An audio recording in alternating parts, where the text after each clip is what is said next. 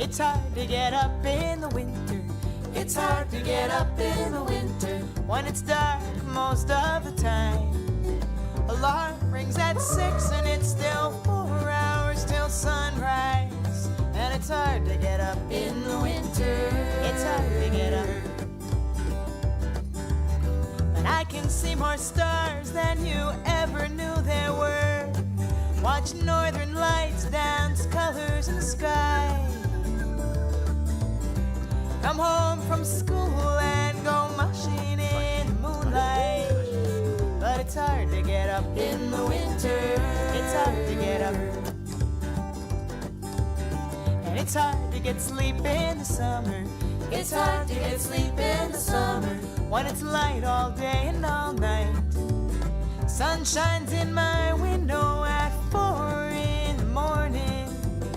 And it's hard to get sleep in the summer. It's hard to get sleep. And I can ride my bike in the middle of the night. Shoot baskets in the park at 3 a.m. Gotta be home before dark, but darkness never comes. And it's hard to get sleep in the summer. It's hard to get sleep. Hey, you know, I had this friend who lived up in Dawson and he was working on building this new house and worked a really long day and was hungry and drove into town and everything was closed. And he looked at his watch and it said 5 o'clock, but turns out it was 5 o'clock in the morning. It's just the way it is up in the north. The days are long in summer. In the winter they are very, very short. For half the year I guess that I won't go to bed at all. I'll start getting sleepy in the fall. The bears and I will crawl into our dens. Hey, move over there. Won't get up till summer comes again.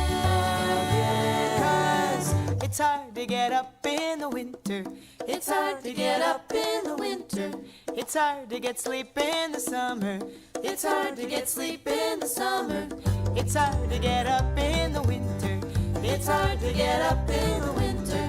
It's hard to get sleep in the summer. It's hard to get sleep. It's hard to get up in the winter. It's hard to get sleep in the summer. It's hard to get up in the winter. It's hard to get sleep in the summer. It's hard to get up.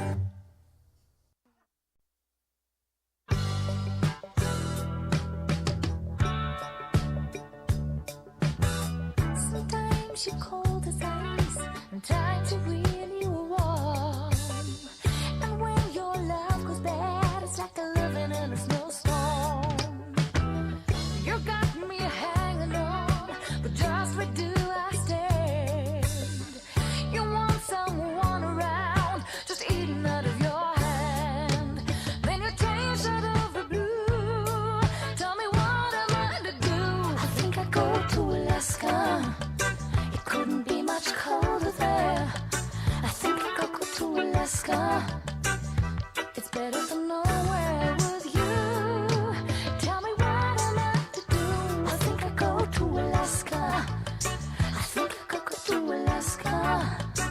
Oh,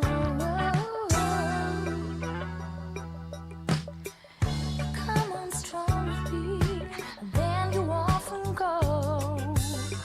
You burn like firelight, and then you're down to zero.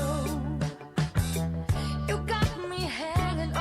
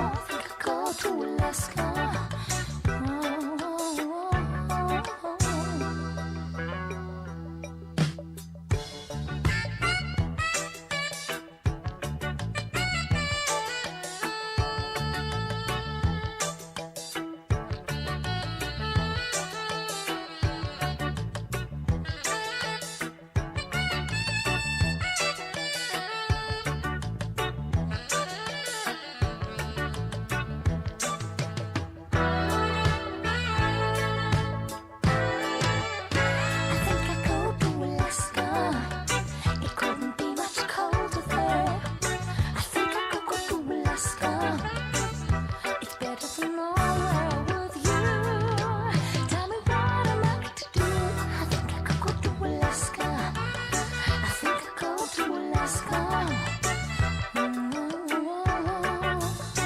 think I'd go to Alaska. It couldn't be much colder there. I think I could go to Alaska. It's better than nowhere with you. Tell me what I'm out to do. I think I could go to Alaska.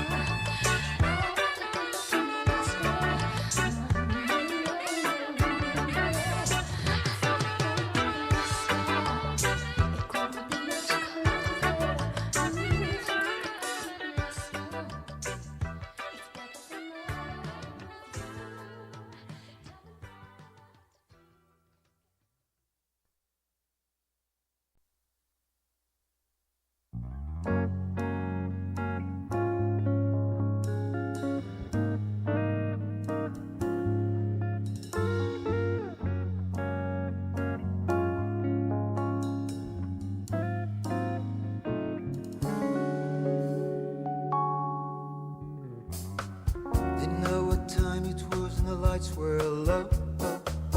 I leaned back on my radio. Some cat was laying down some rock and roll out of soul, he said.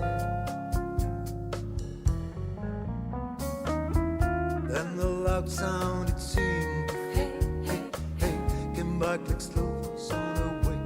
Hey, hey, hey, that were no DJ, that was as it cost me to jive.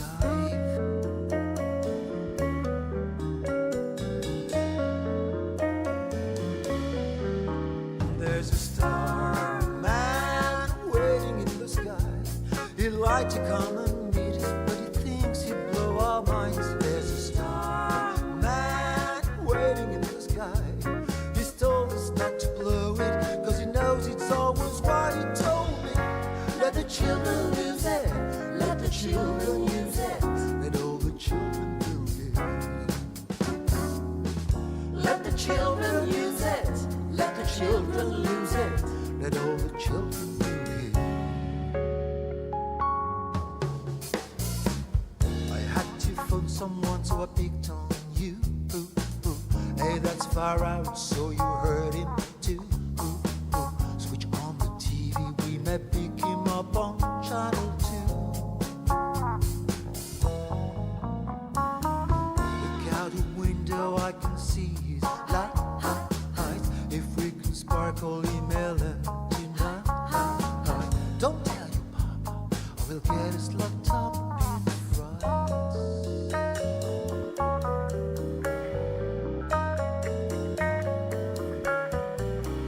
There's a starman waiting in the sky. He'd like to come and meet us, but he thinks he'd blow our minds. There's a starman waiting in the sky. He's told us not to blow it, cause he knows it's always what he told me. Let the children lose it, let the children use it, let all the children do it. Let the children use it, let the children lose it, let all the children do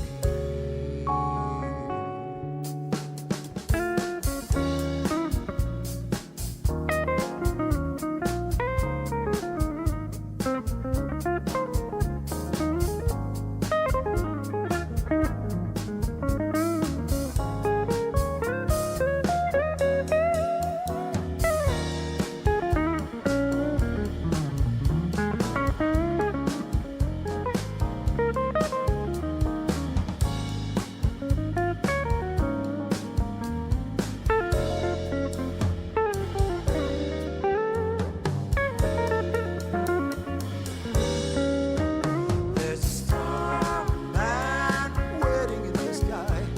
He'd like to come and meet us, but he thinks he'd blow our minds. There's a starman waiting in the sky. He's told us not to blow it, cause he knows it's always what he told me. Let the children use it, let the children lose it, let all the children do it.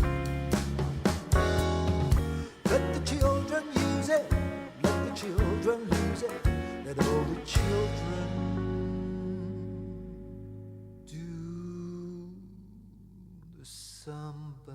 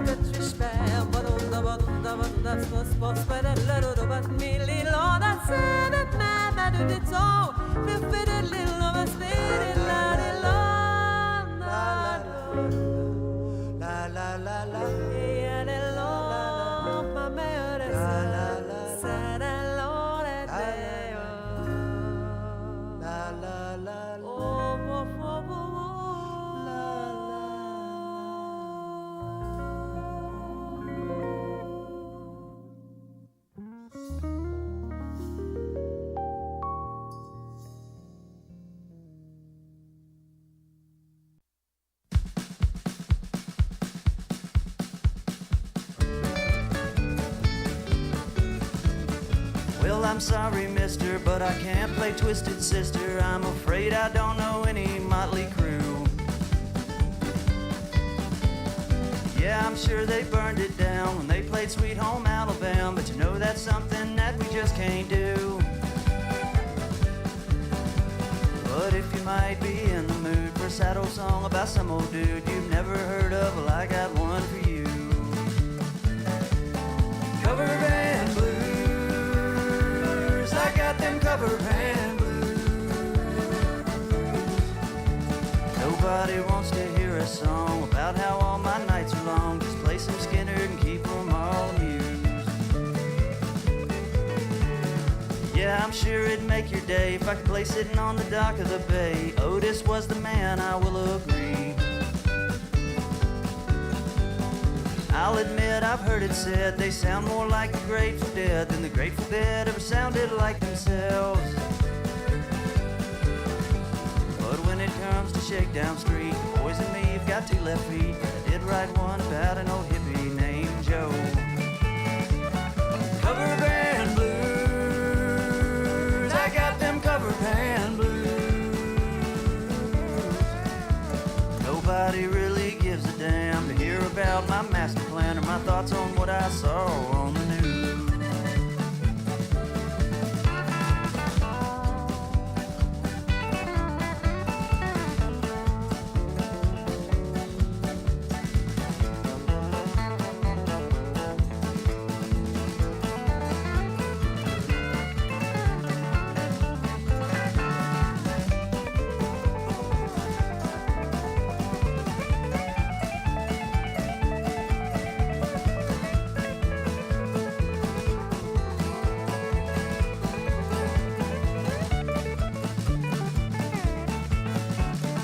I can't tell if it's a curse or it's the best thing or the worst. It's happened when it happened suddenly.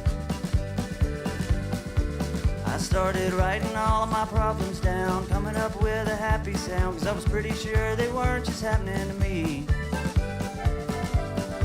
I thought if no one likes it, well that's just fine, cause making all of my problems rhyme is a whole lot cheaper than going to therapy. Cover band blues, I got them cover band blues. Nobody wants to sit around and hear about what's got me down. Just play Garth Brooks and keep them all amused. Cover band blues, I got them cover band blues.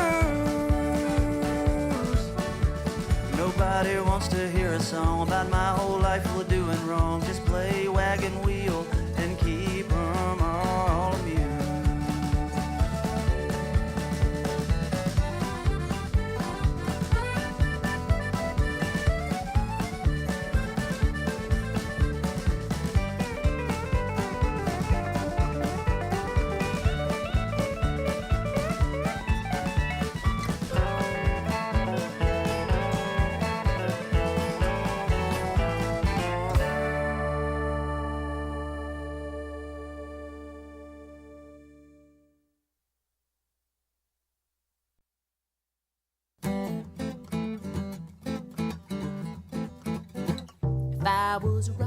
If I was a rock, I'd be an erratic. I'd be an erratic. Out on my own, Out on my own. far from my home. Far from my home.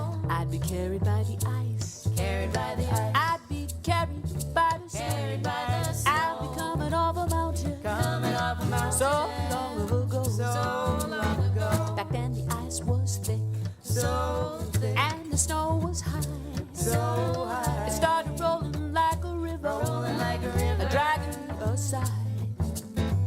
And it rolled so slow, So slow. and it rolled so sure, So sure. heading out into the Out ocean, into the ocean. and it dropped me here.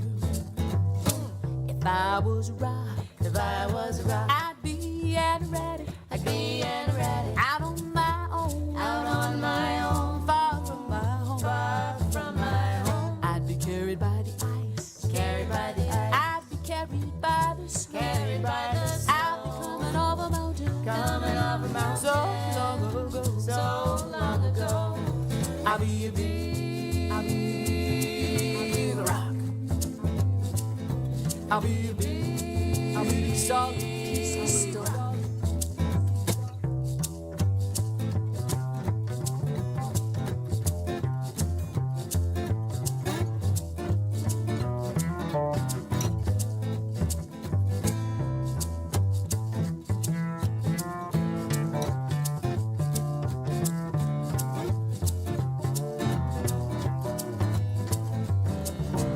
Oh, you find me in the field, Find me in the field. and you find me in the woods. Find me in the woods. I'm sitting all alone, Sitting all alone. just like a big rock should. Like I should. I be a geologic wonder, Geologic wonder. a scientific curiosity, a solid piece of evidence over glacial history. If I was a rock, If I was a rock, I'd be an erratic, I'd be an erratic. out on my own, Out on my own, far from my home. far from my home. I'd be carried by the ice, Carried by the ice. I'd be carried by the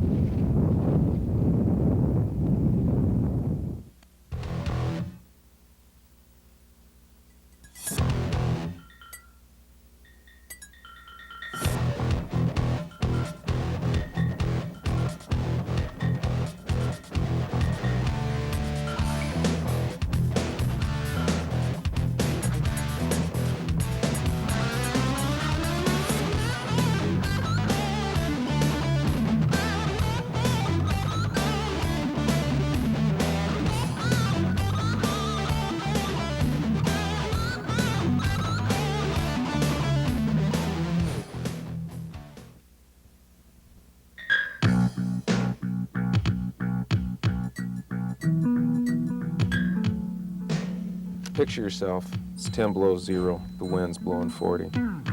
There's not a single human around for miles. There are rocks, steeps, and ice to greet you. In less than 10 minutes, you'll drop down 4,000 feet of terrain that only mountain goats have seen. A week later, it can be 50 degrees and sunny with 2 feet of fresh snow, and yet not a person in sight. This place is Alaska.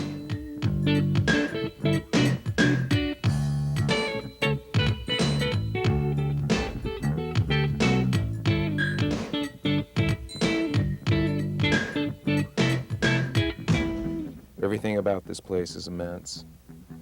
We have more glaciers, more ice, more snow than any place on Earth. Just look around, for crying out loud. You know, we have everything you ever wanted here. I've been here for 25 years and I've seen many people come and go. We like people to come and visit, but we also understand that some people just can't handle it, and that is fine. What kind of person do you think would be attracted to this? I would think anybody born on the planet Earth.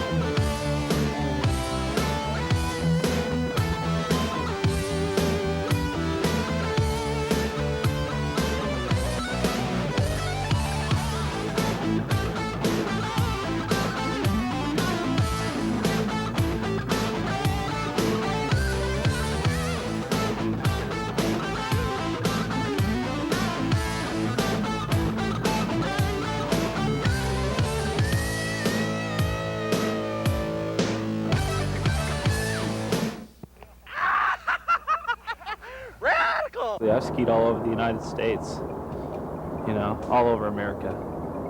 And I'm just thankful that I live here to ski here because I like the steeps.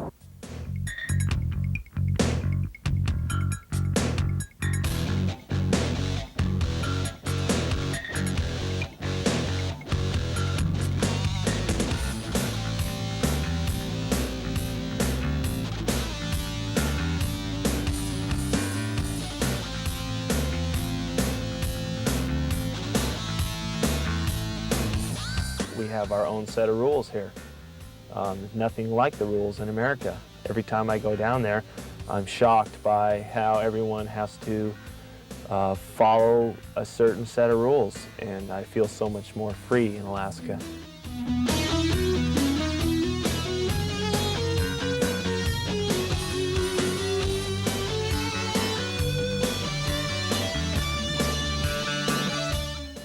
In Southeast Alaska, we have gnarly mountains, but they fall directly into the water, you know, and it's from sea level on up. So being close to sea level like this, we get the conditions that are you know, oh shoot, they're the baddest, you know, but they're the best for us. Bad is good.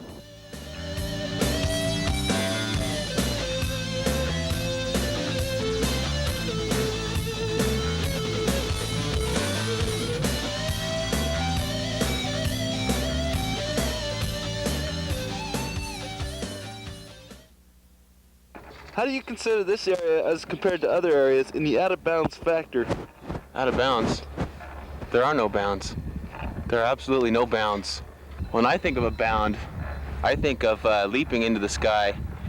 I think of pretty much absolutely nothing, and I just go for it.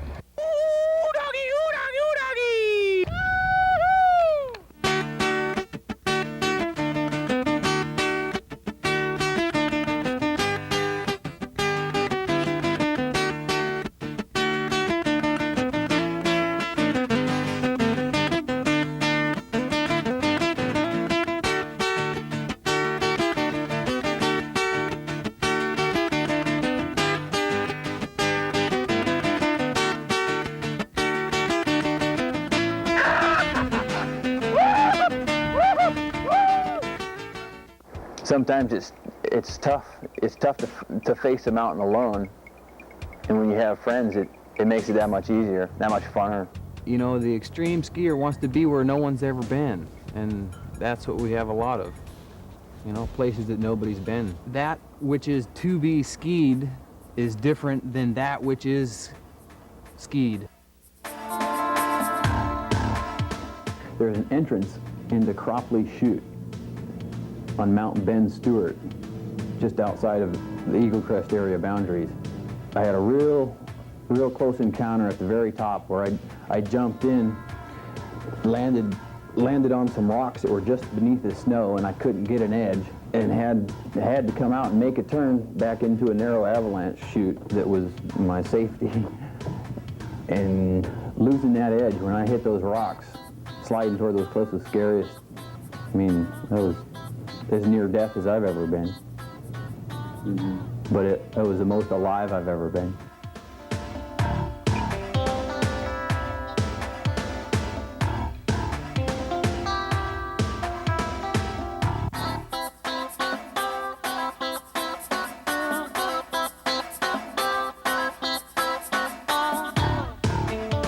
There's no boundaries, there's no limits to it. It's soul skiing.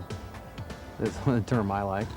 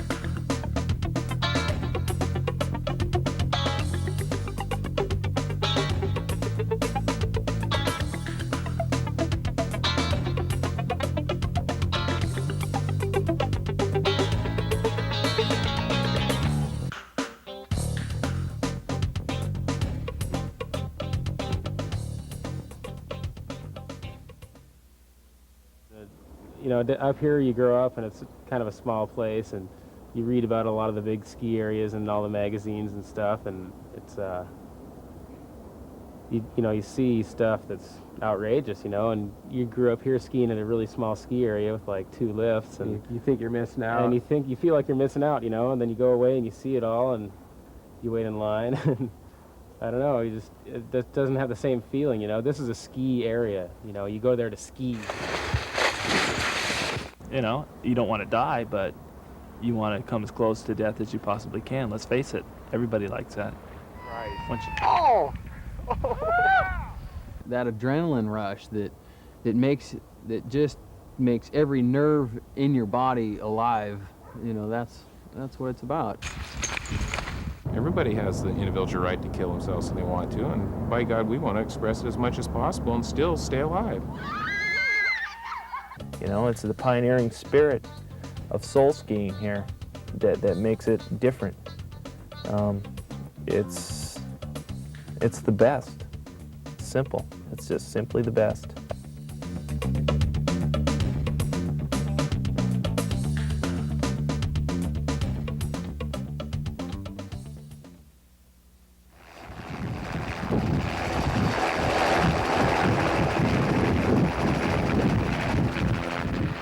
Helicopter skiing is one of the world's greatest things that ever came to man. I mean, you can stand on the ground anywhere you want when you're heli skiing and just point somewhere and say, take me there. And in less than 5 minutes, you're going to be there.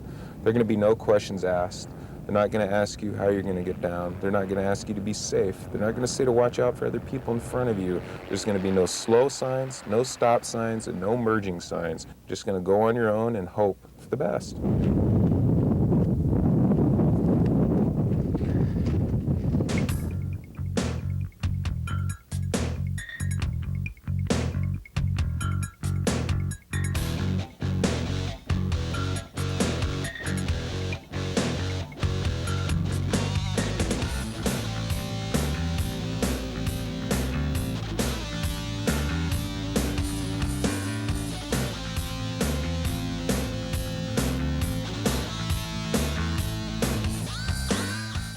When you go helicopter skiing, you have to know your own abilities, and you have to be able to recognize what you can and can't ski. You have to look at a mountain and analyze it and say, wow, you know, that's a route there that I think I can handle. Because if you get up there and you find that you can't handle it, you're SOL. You know, you're out of luck, pal.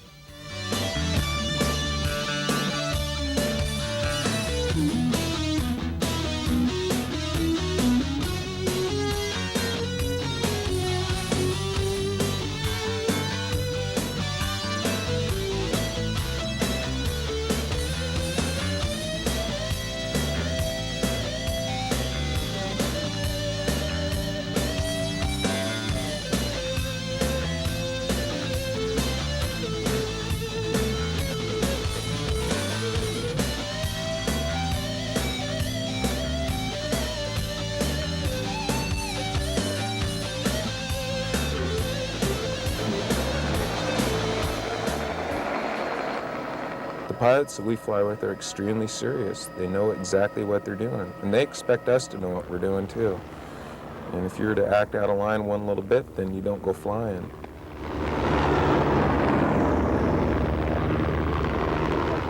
Now, a lot of people say, well, you have to know the terrain before you go helicopter skiing around here, but there's so much terrain. You can't know the terrain. That's what makes it so much fun, is we don't know anything about the terrain. Nobody in the world knows anything about the terrain we're going to. It's untouched, virgin, untouched powder that has never seen man's tracks before. That's the idea. We want to go to places that aren't known, that nobody knows anything about, and that's what makes this place so unique.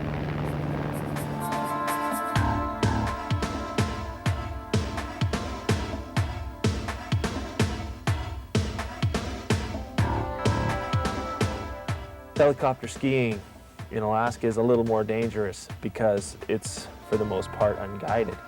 You know, to me, being on the edge is where I like to live my life in general because it's exciting.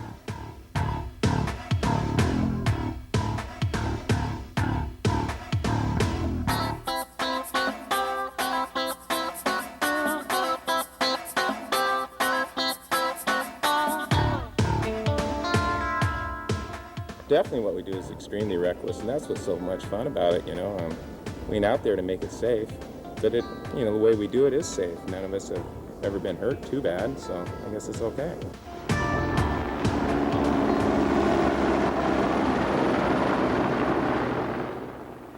We don't have the freeway on the way back and forth. We don't have the glamour boys waiting in line with the perfect hair and the pink shirts. We haven't got foo-foos that, you know, reek of perfume, you know, and we have no crowds. We have soul skiers.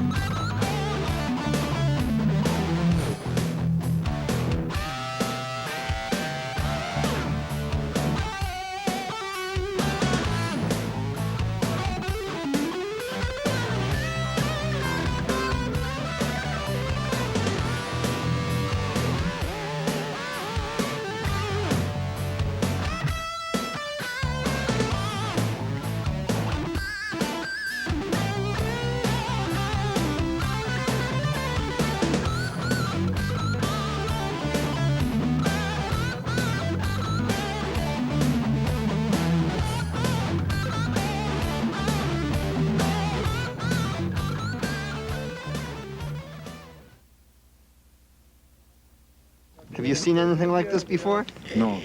No? No. First time. First time? Yeah. And it's radical and extreme and nice. Oh! Yeah, Billy, psycho! There's right and wrong, and right is skiing and wrong is not.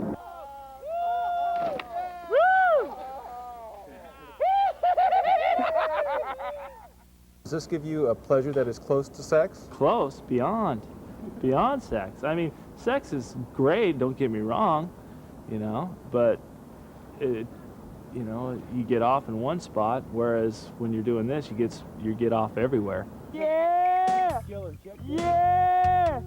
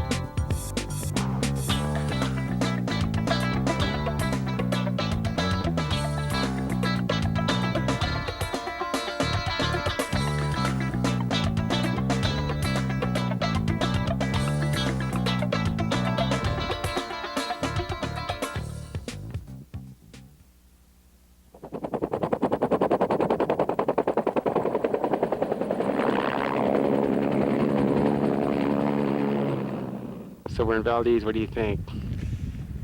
Looks like we got some pretty rad mountains around here that need to be torn to shreds.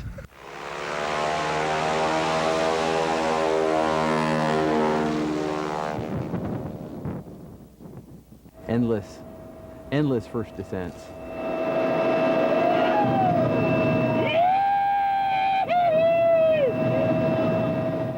It just so happens it snows here in most places, so we just do the most logical thing is we try to slide down the steepest thing we can find. There you go. Perfect. Yeah.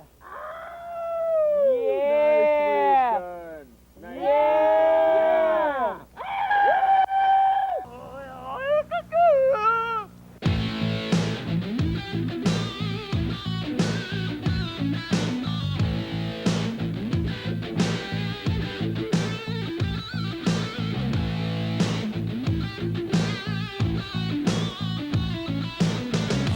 Look inside, feel your heartbeat.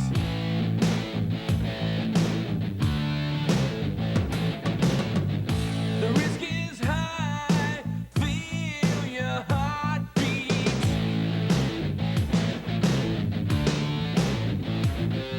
Standing on the edge of the world, falling off the edge of the world. Hey! I'm alone, just me and nature. I clear my mind. Commitment to danger. All I want is to ride the sky. Ski with friends and get high. Reach into my simple soul and go someplace where no one will go. Stay away.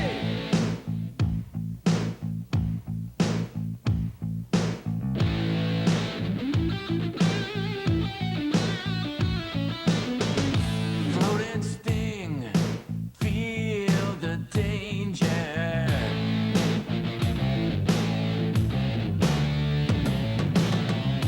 Broken bones, see the danger.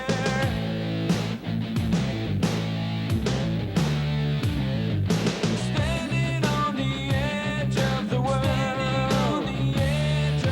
Falling off the edge of the world. I'm alone, just me and nature. And I clear my mind. Commitment to danger. All I want is to ride the sky. Ski with friends and get high. Reach into my simple soul, yeah. And go someplace where no one will go. Let's go!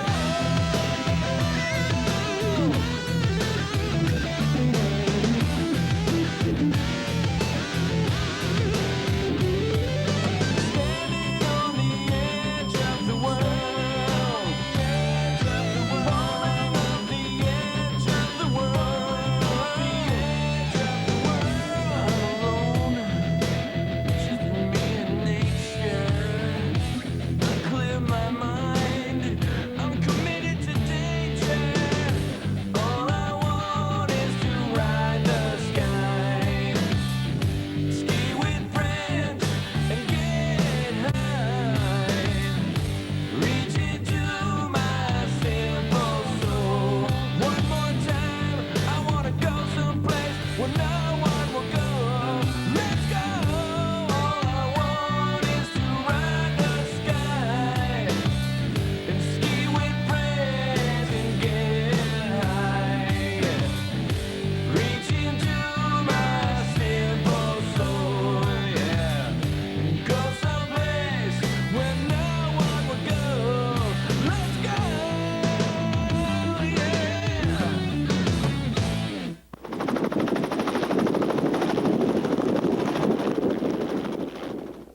Have you had a lot of injuries over time? Oh, yeah, I've had my share because I've always been a kind of person that's a little more out of control than they should be. What is the moment that you enjoy best? Is it flying through the air? Is it speed? Is it being close to death? I don't know. You know, the moment that I guess you enjoy best is just any old moment. Some of the moment might be on the chair when you're just pointing at a nice fresh run that you know nobody's in front of you and you're going to snarf it. You know, the next moment might be shredding something some gaper tried to do and he's laid all over the mountain. You just shred by him. It doesn't, you know, it's hard. It's different for everybody. Yeah! Hot! If I was a motocrosser, I'd be dead because I just like to go and push myself until I crash.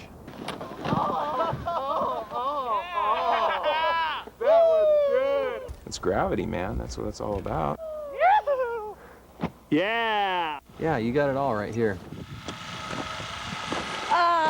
Morning in paradise.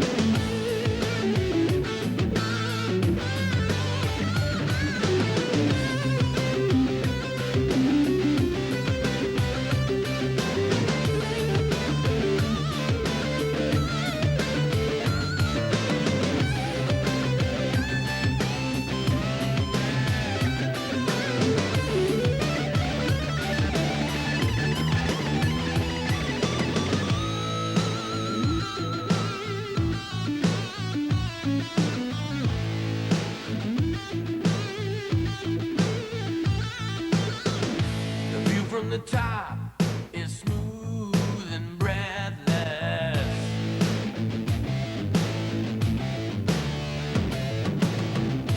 It's unknown the danger before us. As we're moving through the forest, not knowing what's before us, not knowing what's before us. It's the ultimate pleasure with the ultimate death. It's the ultimate feeling when you know that you're the best. All I want is to ride the sky, ski with friends, get high, reaching to my simple soul. One more time, I wanna go someplace where no one will go. Let's go. All I want is to ride the sky, ski with friends and get high, yeah. Reaching to my simple soul. One more time, I wanna go someplace. I wanna go. Let's go. Yeah. Let's go. Sliding or skiing, whether you ski on one board or two, sliding through life is that's an accomplishment.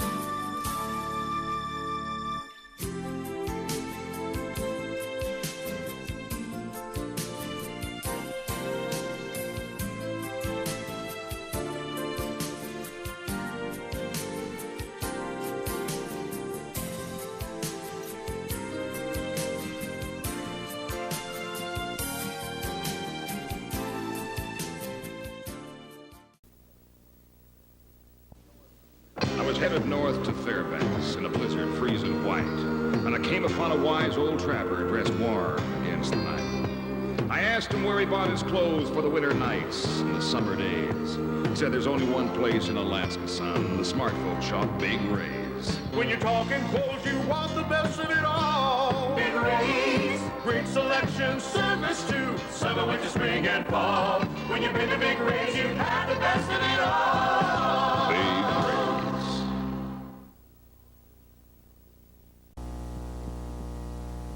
Tired of the same old baloney? Alaskanize it. Alaska sausage and seafood, made up fresh right here in Alaska. Alaskanize it. Everything from traditional old world favorites to the best Alaska recipes. Alaskanize it. In your supermarket now. Ask for Alaska sausage and seafood. Picture this, old-fashioned quality, value, and service brought to you with state-of-the-art technology. That's what you'll find at F-Stop and F-Stop 2. They offer Juneau's largest selection of in-house processing services, including one-hour color developing and print service, custom color and black and white enlarging, even slide processing and duplication. Plus, they have a large supply of films, chemicals, and papers. All of the staff are knowledgeable and can help you get the most out of your camera. For the best quality photo processing, supplies, and service, stop by F-Stop and F-Stop 2.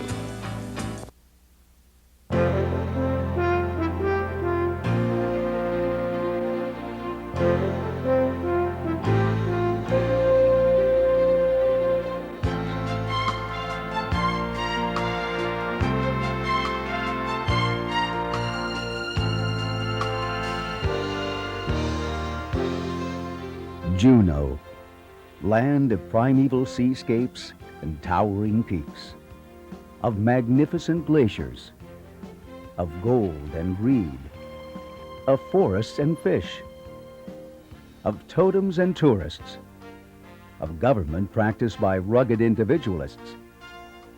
Juneau, lush land of contradictions.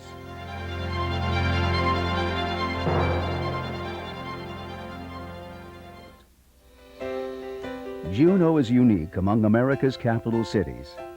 Covering 3,000 square miles, Juneau is distinguished by sheer size. It's surely the only state capital featuring a glacier within the city limits. For millennia, this region has been shaped by earthquakes, glaciers, wind, and sea. Juneau lies in a realm of fjords in the shadow of an ice field the size of Rhode Island. It perches on a remote strip of North America known as the Southeast Alaska Panhandle. A crazy quilt of islands, mountains, waterways, and forests. Threaded through the maze is Alaska's Inside Passage, a sheltered route plied by cruise ships, fishing boats, pleasure craft, freight-laden barges, and the ferries of Alaska's marine highway system.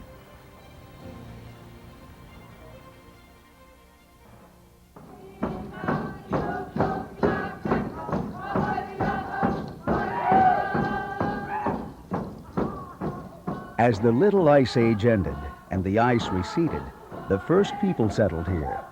They were the ancestors of the Tlingit people.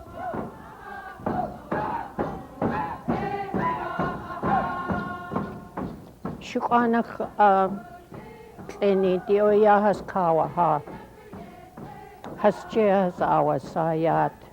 Zantikihini use awasa. Aya has the koyan kas the shatkian zakuziti. Ushkitan. This was an abundant land, and the people conceived a rich culture. The area that would become the towns of Juneau and Douglas was the site of the Auk and Taku Tlingit communities. The first white men with whom they had contact were English. Captain George Vancouver explored the Gastineau Channel in 1794. In Sitka, the Russians established a permanent settlement. It became the capital of Russian America, and for a time the largest city on the coast. Contact with these newcomers tested the resiliency of the native people. The white men brought smallpox and other diseases to which the Tlingit had no immunity. When U.S. Secretary of State William Henry Seward purchased Alaska from the Russians in 1867, the change in flags had little effect on the Tlingit people of the Gastineau Channel. What did affect their way of life forever was gold.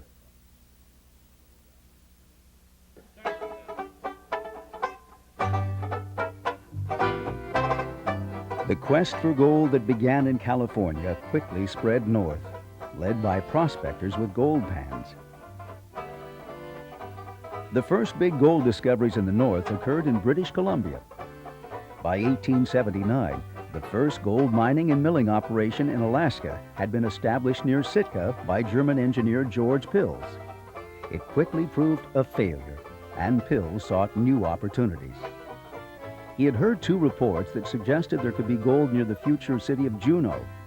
One came from naturalist John Muir, among the earliest tourists to visit the glacier now called Mendenhall. Muir was no prospector, but he knew something about geology. He noted the mineralized character of the shore. But it was an important leader from an Auk Tlingit village who literally led the gold seekers to Juneau. His name was Cowie. Pills hired a pair of prospectors newly arrived from the gold fields of British Columbia, Joseph Juneau and Richard Harris.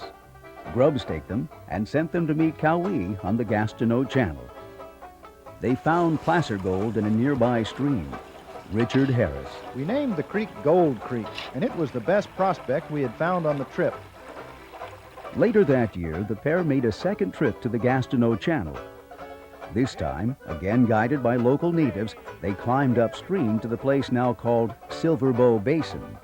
We examined several quartz lodes that cropped out on the edges of the gulch, and I broke some with a hammer, and Juneau and myself could hardly believe our eyes. We knew it was gold, but so much, and not in particles.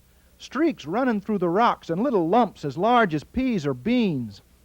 It was the first big gold strike in Alaska. Word of the discovery quickly spread. The Juneau Gold Rush was underway. By snowfall, claims had been staked all along the creek. But freezing weather postponed further work until spring.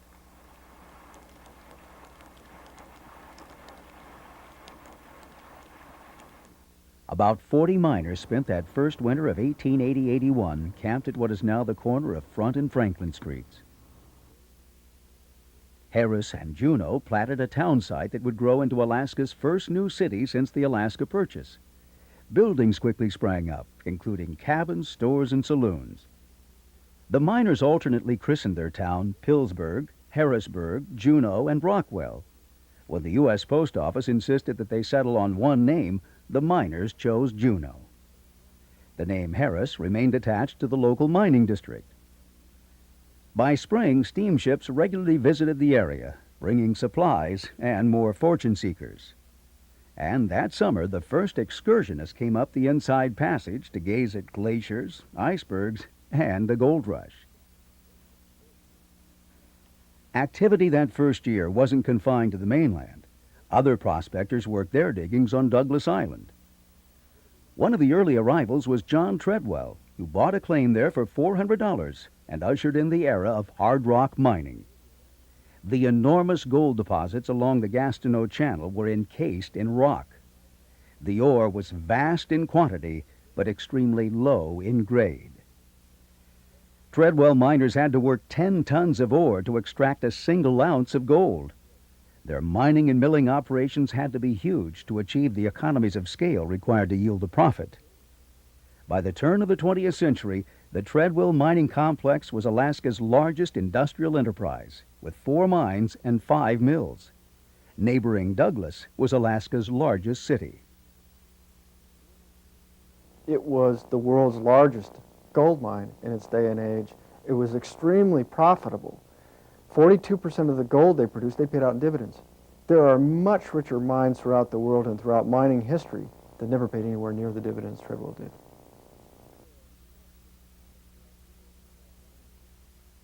In Juneau, prospectors were still at work with picks, shovels, wheelbarrows, and sluice boxes. The man who made placer mining pay had to combine these tools with the hardest kind of work for 12 or 14 hours a day during a mining season that endured 5 to 6 months. Within a decade, the loose or placer gold was gone. One by one, the prospectors sold their claims. Many of them, including Juneau, moved on, lured by the dream of richer diggings elsewhere. Unwittingly, even as they departed, the placermen ended up bringing a second gold rush to Juneau by pioneering gold discoveries farther north. Juneau was the hub of civilization for the Klondikers of the Yukon Gold Rush of the late 1890s. Canadian Mounties required prospectors headed over Chilkoot Pass and into the Yukon wilderness to pack a ton of supplies to see them through the winter. Juneau supplied their goods, their rest and relaxation, and their winter employment.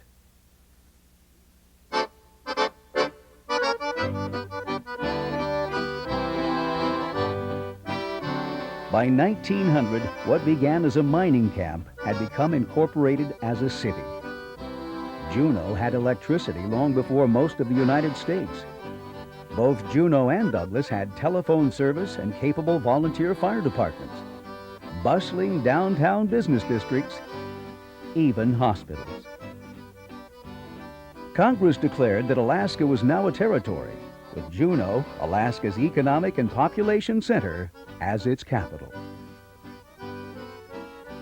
With corporate mining, government, and commerce came men who worked for salaries, together with their families.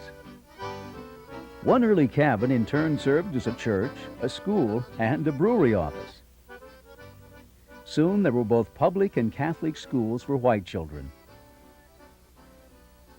Separate schools were established for natives, some run by missionaries who taught in English and punished any student who spoke a word of his or her own language. The community St. Nicholas Orthodox Church suggests the era of Russian Alaska, except that no Russians played a role in Juneau history. The church was built by local Tlingit people in conjunction with Serbian miners who missed the Orthodox faith of their homelands. By 1929, the congregation consisted primarily of local natives. Juneau and Douglas became extraordinary melting pots. A 1903 survey defined the population as 25% American, 25% Scandinavian, 25% Austrian and Slovenian, and the remainder a blend of European, Japanese, Chinese, and Tlingit. Across the channel from Juneau, the Treadwell complex and Douglas were thriving. For more than a decade, Douglas and Juneau vied for the title of Alaska's largest city. Together, they had become the undisputed gold mining capital of the world. In the early years, the Treadwell complex practiced open-pit mining, and the glory hole measured 1,720 feet long by 420 feet wide by 450 feet to the snow that lay atop pillars left to support the walls. Soon, the veins of gold-bearing quartz led the miners beneath the surface. Their mules lived in underground stables and never saw the light of day. Hard rock mining technology reached its zenith at Treadwell in 1899, when the complex unveiled a 300-stamp mill that was the largest in the world. The stamps thundered 24 hours per day, 363 days per year. When they fell silent on Christmas Day and the 4th of July, residents complained they had a hard time sleeping. Treadwell lured the world's best miners with the highest wages in the industry and benefits rivaling those of the present day.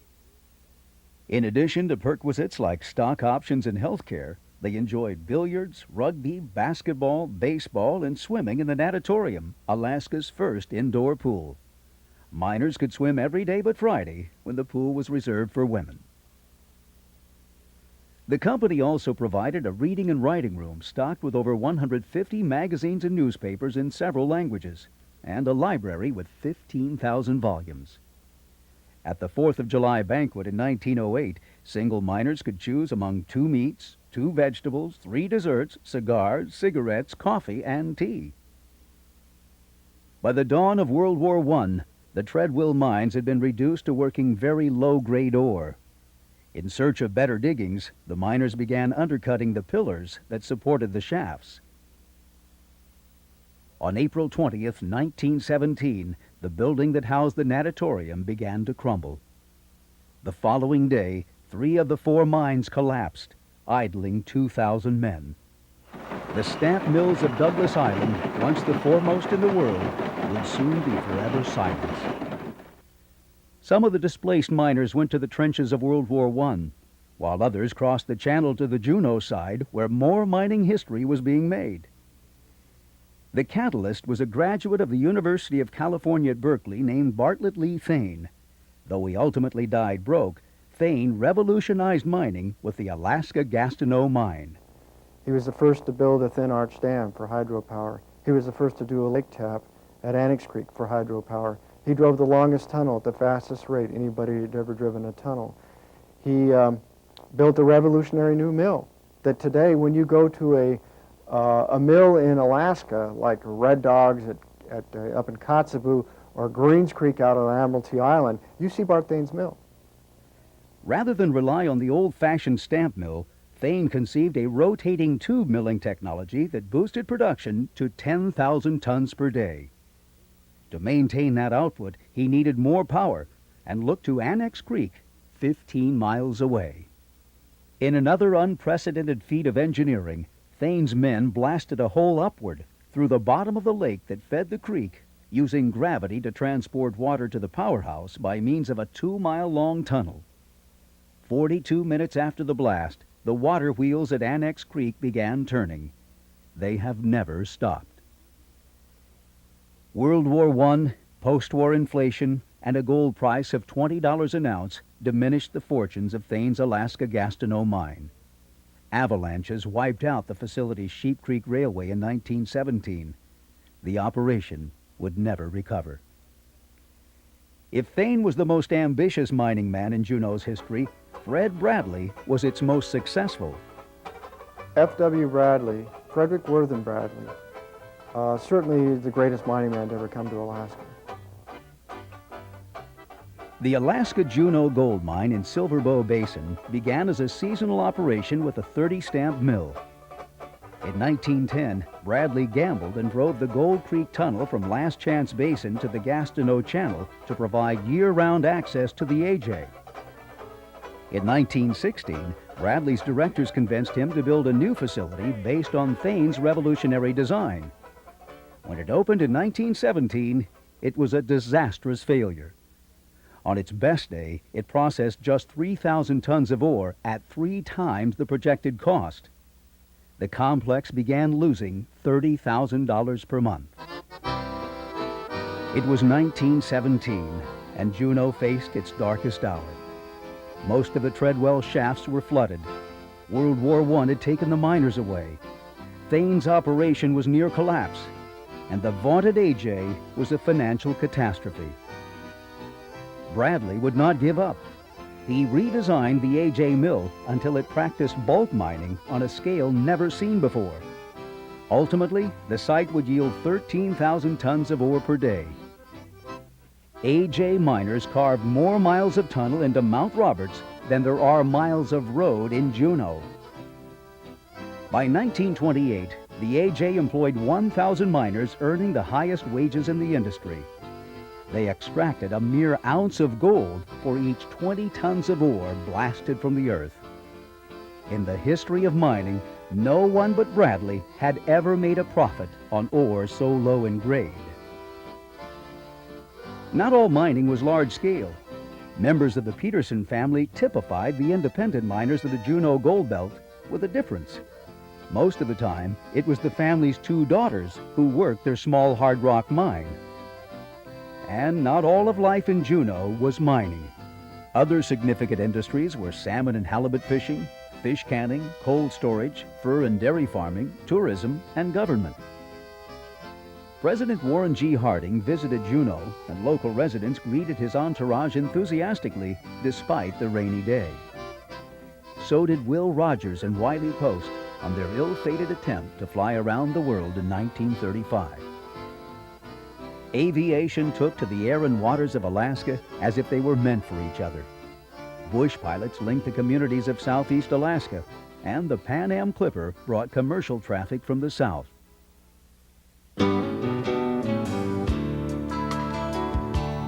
In the latter stages of World War II, the Manpower Conservation Act forced the closure of the AJ. The operators mothballed the mine, assuming it would reopen as soon as the soldiers came home. It never did, and Juneau's tenure as a world-class mining center was over. The war brought the outside world and unprecedented changes to Alaska and its capital. Because of its proximity to Japan, Alaska was considered part of the Pacific Front. Japanese Alaskans were sent to internment camps. In 1942, internment left Juneau High School class valedictorian John Tanaka, a Japanese American, unable to address his classmates. Excursion Inlet near Juneau briefly served as the site of a German prisoner of war camp. Aleut natives were forcibly relocated from their Aleutian Island homes to makeshift camps in abandoned southeast Alaska fish canneries. But in all respects, Alaska natives were treated as second-class citizens until the end of World War II. Native Alaskans could go to war, but not into Juneau bars, movie theaters, or many restaurants.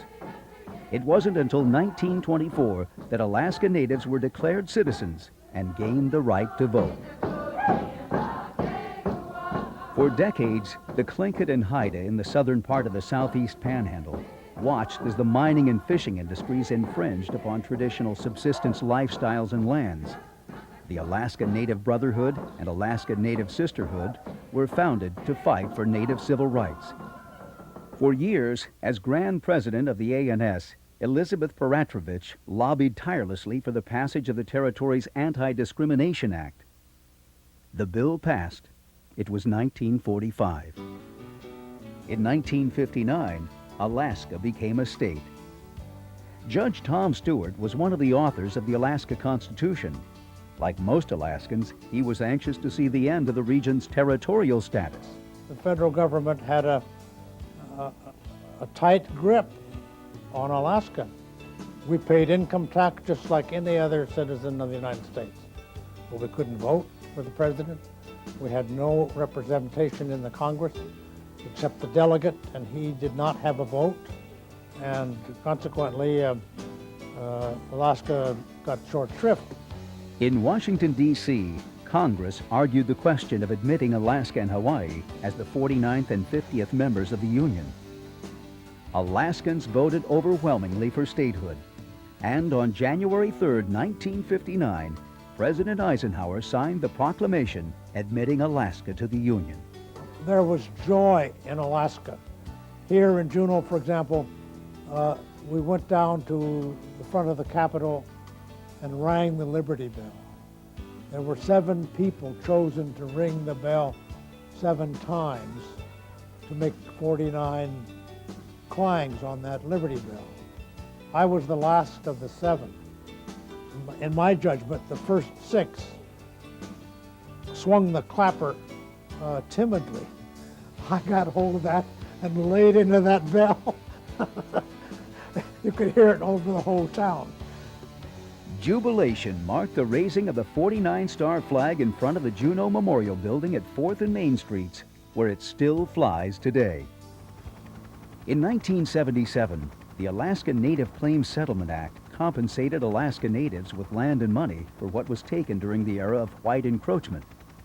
This effort had started in 1924 by the newly formed Tlingit Haida Central Council. The local regional corporation, Sea Alaska, manages many acres of valuable land. Its nonprofit arm, Sea Alaska Heritage Foundation, supports educational and cultural activities, such as the biannual celebration.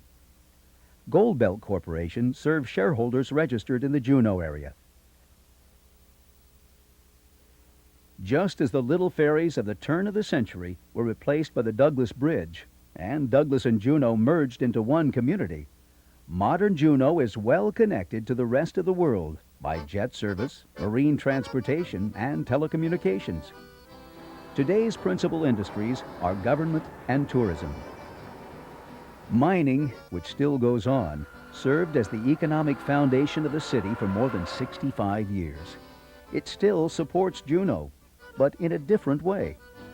Much of the flat land around the downtown core consists of fill from the AJ mine, while Sandy Beach in Douglas is built on fill from the Treadwell. Hiking trails trace the miners' footsteps and wagon tracks through the surrounding hills, while locals and tourists in Juneau's downtown historic district frequent one of the only gold rush towns that still endures from the age of Alaska Yukon gold.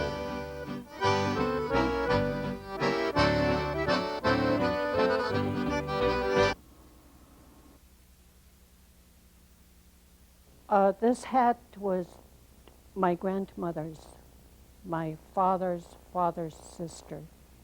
Achich. That's my grandmother. The shells are dentalium. And then the beads are trade beads, Russian trade beads. They're called Russian faceted beads. Ceremonial cap, probably, she was probably honored with it. In Tlingit, her name was Giatlach. And she was Tlukakadi, like myself, Tlukakadi group, and came from Haines area, from Glisan-Hit, the Mount Rapinski house. And she was married to a man in Berners Bay. And when she was ill after her husband died, she was in the hospital. And when she passed away, they brought her things to the museum.